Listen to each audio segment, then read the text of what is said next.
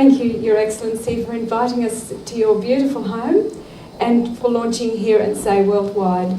It has taken us quite a number of years to get to this point, but it's a very exciting moment and we're very proud to be here. And I'd like to tell everybody a little bit about why we're here in detail, because some of you, I don't think, will be aware of all of the little bits and pieces that go together to make up what we're hoping to do with Hear and Say Worldwide. I'm very honoured to stand in front of you today as we travel into a brave new world of global hearing health with the official launch of our new export program, Hear and Say Worldwide.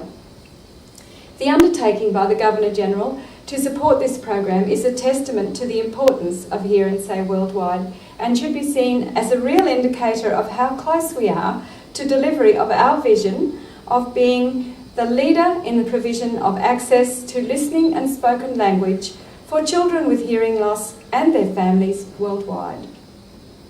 Hearing loss, as we know, is the most common disability in newborn babies worldwide, and it's often diagnosed too late for optimal treatment. And in addition to this sad fact, there are presently only enough trained listening and speaking professionals to effectively treat 8% of all the children and adults worldwide with hearing loss.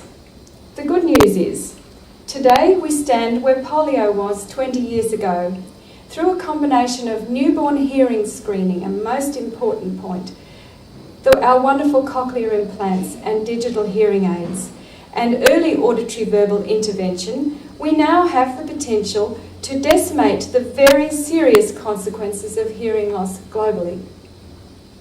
Recent research conducted both here in Australia and overseas has shown that the focus for treatment for hearing loss in babies should be on the brain, and that the ear is merely the conduit to the brain.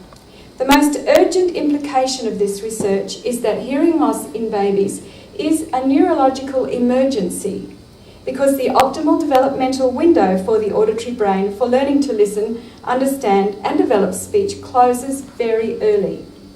This means that early diagnosis and follow-up intervention is critical to ensure that babies learn to listen.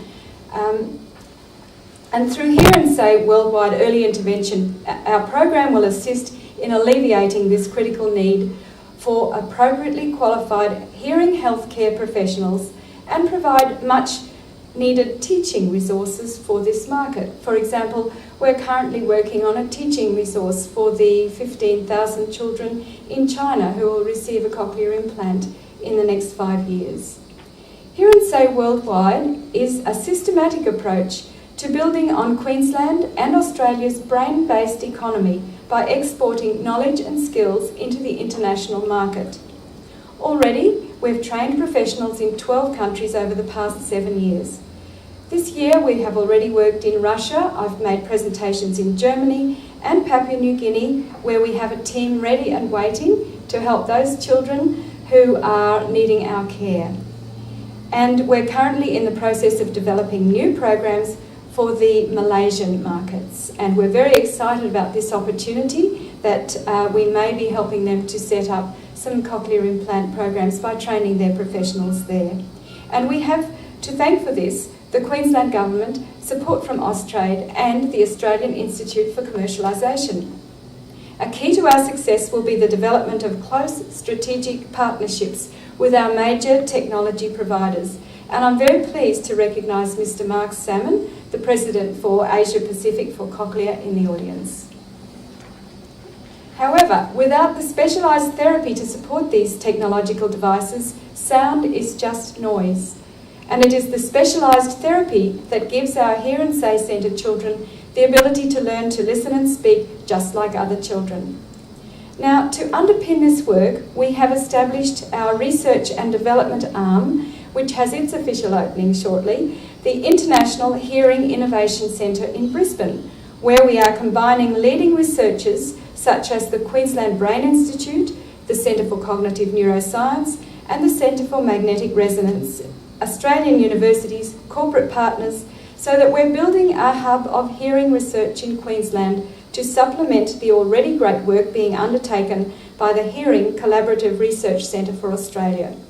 Accordingly, they have recently announced their intention to co-locate a Queensland node of the Hearing CRC with us at our new International Hearing Innovation Centre in Auchenflower in Brisbane. Earlier this year, Dr. Vinton Cerf, one of the co-founders of the Internet, introduced Hear and Say Worldwide to the Queensland business community when he stopped over in Brisbane. And he shared with the audience his personal connection to deafness. Both he and his wife are profoundly deaf, and how his family has adopted the policy that no decibel will escape undetected. It is this sort of passion and drive to remove the effects of hearing impairment that has brought us to this point today, where we can finally officially launch Hear and Say Worldwide. So with this, I would like to express my sincere gratitude to all those people involved in getting us to this point in our journey. I hope they will continue to offer their invaluable assistance as we move further afield with this venture. I'm very personally excited about what we will achieve with Hear and Say Worldwide, because I believe there is no better way for us to help the world than to help people communicate more effectively with each other. Thank you.